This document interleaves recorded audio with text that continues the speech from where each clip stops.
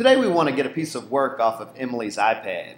I have her iPad here, and the particular piece of work we're looking at is a story map that she's created in Pages.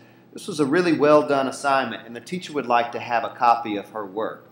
The first thing we need to do is take a screenshot on the iPad by pressing Power and Home at the same time. Now there's a copy of this as a JPEG photograph in her photos. Now, the next thing we need to do is use the syncing cable, the USB cable, to connect her iPad to the teacher MacBook. I'm going to connect that now and switch over to the MacBook screen and show you what we're going to do once the two devices are connected. Now that we've connected Emily's iPad to my teacher MacBook, we're going to see that the first thing that happens is that iTunes application wants to open. The iTunes icon begins bouncing on the bottom of the screen, and we get a message asking about syncing the iPad with the teacher Mac. I do not want to synchronize the iPad with the teacher Mac, so I'm going to cancel that out. If iTunes opens all of the way, I'm going to press Command Q and quit iTunes. I do not want to sync Emily's iPad at this time.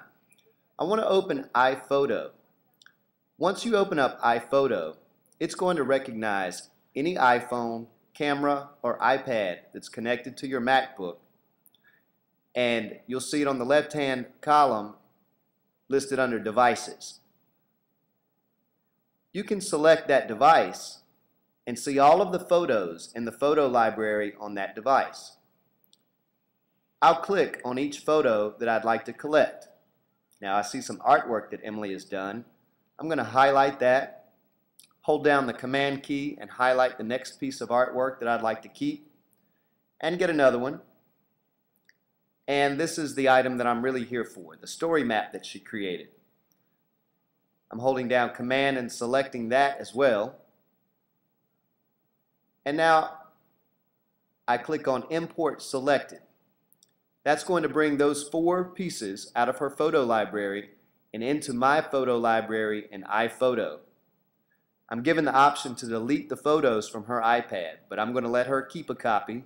I'm keeping a copy now in iPhoto, which I can later insert into Pages, Keynote, or however I want to present and preserve student work. That's all there is to it. It takes about 20 seconds to connect a student's iPad to the teacher MacBook and get all of the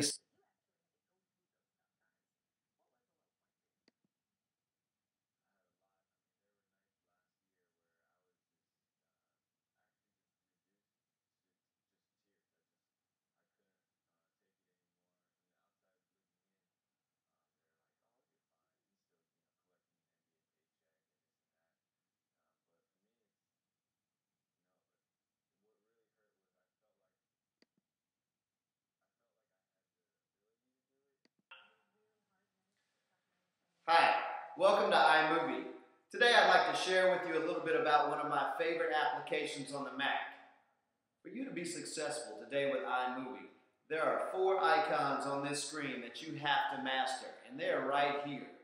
You've got your Insert Music. Make sure it's royalty-free music, not something by a published recording artist, but something from Jamendo.com or perhaps one of the sound effects or canned music tracks that's included in iMovie. You also need to be able to insert media. That's your pictures and your video that you've already imported into iPhoto before beginning your project. Your text icon lets you put in headings and also subheadings and add words to emphasize the concepts that you're displaying in your video. And lastly, your transitions.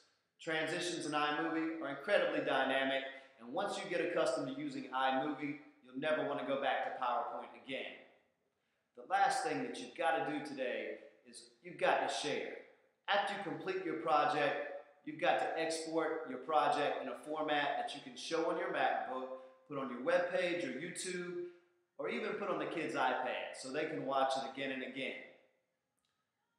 I hope you enjoy learning more about iMovie today. Look forward to working with you.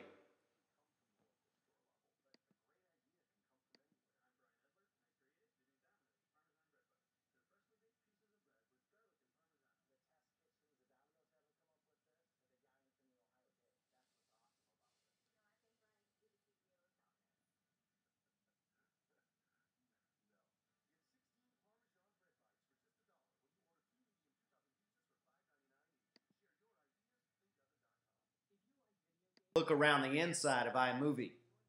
There are two particular buttons up here in the toolbar that I'd like you to familiarize yourself with. One is File. You're going to use File and Import from Camera. If you're using a flip cam, you'll want to equip the Flip Share software first and import directly into iMovie.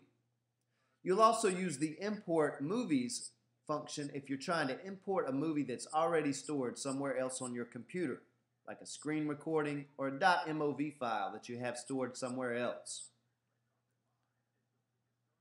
You'll also need to know Share. Share is incredibly important. If you'd like to publish your movie once you get done, you need to export using QuickTime. That allows you to export it as a .mov file format.